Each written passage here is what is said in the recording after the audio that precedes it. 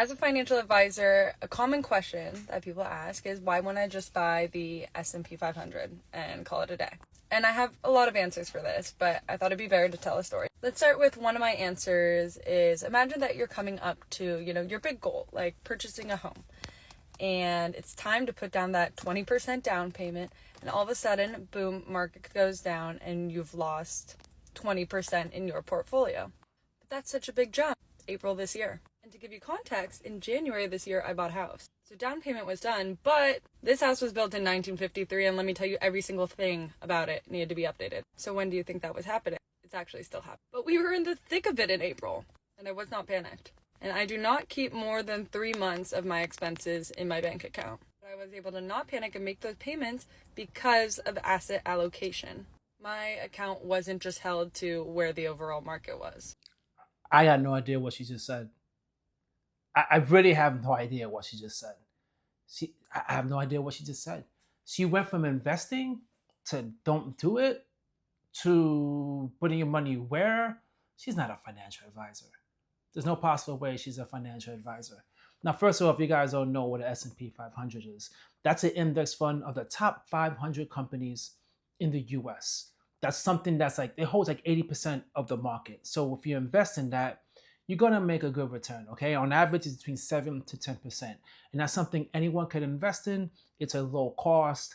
I always recommend that people invest in that. That's what I do. Following the market, by far, is the easiest thing to do. Now, her saying not to invest in it, it goes down 20%. And then she lost me on the rest of it.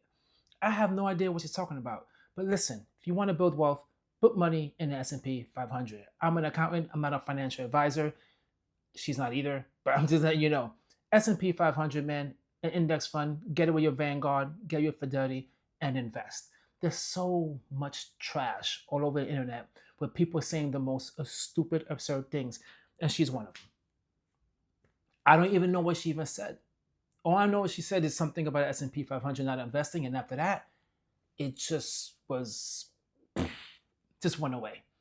It just went away because she's not a financial advisor. I know she's not. She's just one of these TikTokers that wants to get online and speak about finance, but it's really just regurgitating something she read. And she obviously doesn't know anything about finance. And that's the problem with TikTok. There's so much trash out there. There's good stuff, but there's also so much trash out there. So please, don't listen to advice like this. Invest in the S&P 500. By far is one of the best things to do. Hands down. Even if it's for future purchases, go ahead, guys. Invest in S&P 500. Let that money build up. That way, the money you're making on the compound interest, most likely you could be able to keep your principal and the money from the compound interest that you made, all that extra money you made, all that growth, then you could put towards a down payment and your money continues to stay investing and continue growing. That is the way to build wealth. Putting it in a savings account or whatever she's trying to recommend is not going to build wealth. That's obviously the worst thing to do. Bank saving accounts give you like 0.001% maybe, compared to even a high yield savings account that will give you at least 5%. But in the market, 7 to 10%, that's awesome. Now, one thing I will say I agree with her on, but she didn't say this, but I'm just saying it. If it's for short term, right? You don't put like, for example, $50,000 into the market today for something you know you're going to buy in a month.